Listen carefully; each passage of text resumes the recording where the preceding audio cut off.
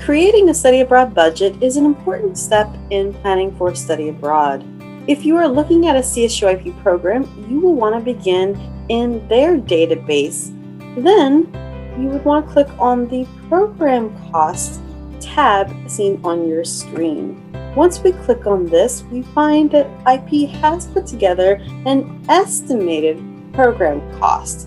I stress the word estimated as some things in here are set, other things will vary based upon your decisions. Regardless of what program you participate on, you will always have to pay San Francisco State or CSU tuition. When we look at this budget, we see that it is divided by tuition here from spring and academic year. Well, they do give you both. If you are looking at a year-long program, keep in mind that they will add 2 semesters of tuition together. If you use financial aid, you do not need to pay for it all at once. This year-long budget can be divided over the course of 2 semesters and allow you to use your financial aid. But we'll look at the year budget for now. So if I were to add the cost of tuition plus the study abroad fee, I would find out that is the exact same cost of a year of tuition at San Francisco State University. So far, this is exactly the same and true for all programs. Next, health insurance. No matter which program you look at, all study abroad programs do require health insurance. This is a mandate from the CSU Chancellor's Office for all study abroad programs. On a CSU IP program, they have actually negotiated a lower cost than on the SFSA exchange programs because they do have more students. $430 is actually a really good deal for a year of insurance. Next, you will find that there is a mandatory IP fee. This is unique to IP programs, so while you save money on the insurance, you do pay a little bit more with the fee.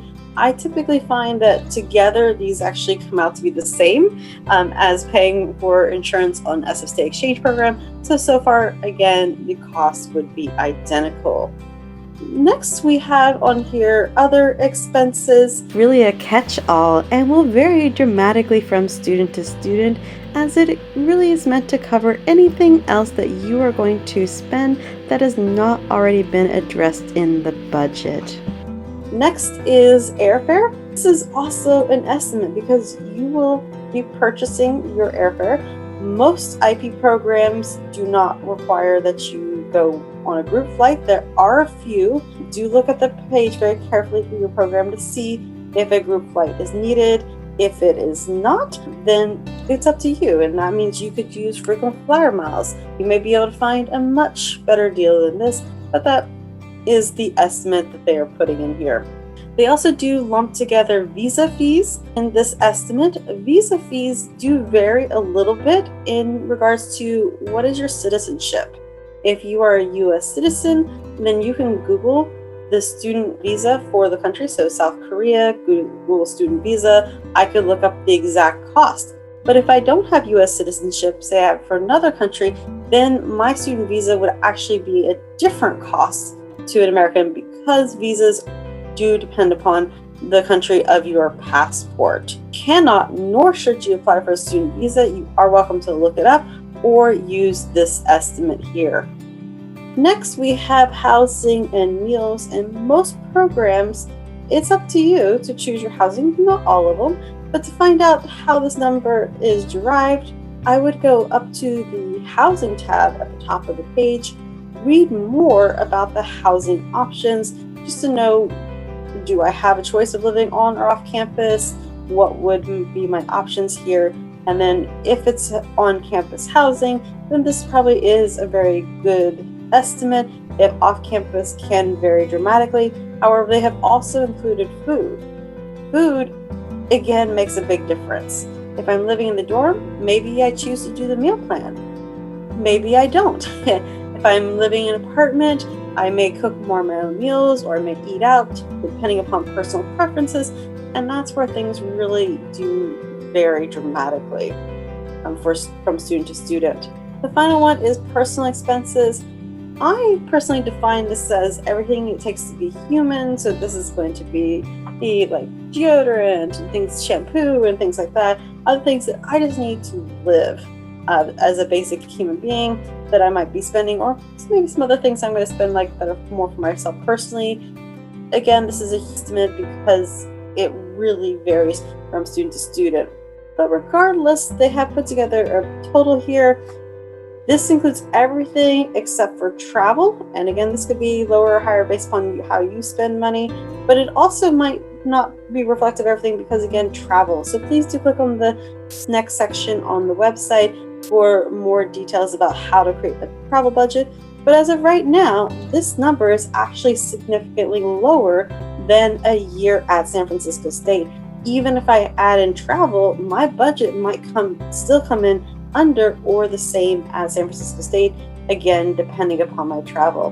Before we move on to travel though, I do want to note something here at the bottom here, these additional resources. IP, of course, we encourage you to apply for their scholarships, but also this cost of living comparison. IP has directed you to this website where you can compare anywhere in the world to find out how much would it be to live there.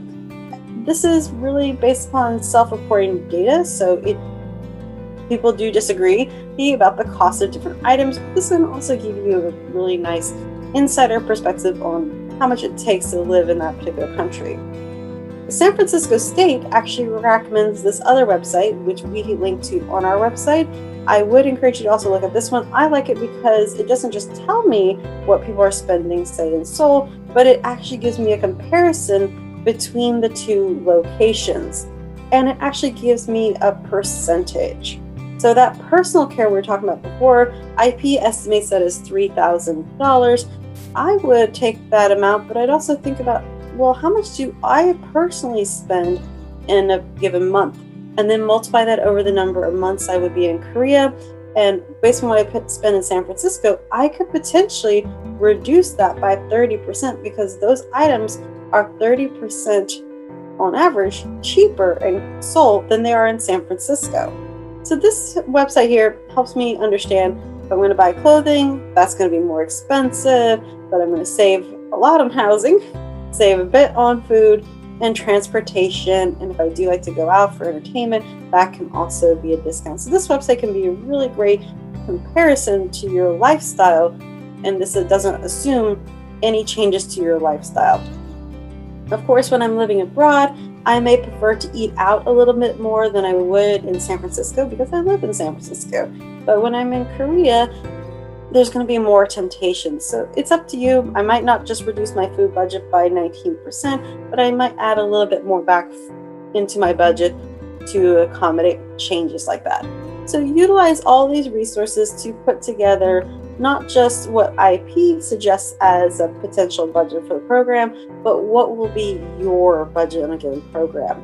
Click on the next section of the website for travel so we can add in travel to complete your IP program budget.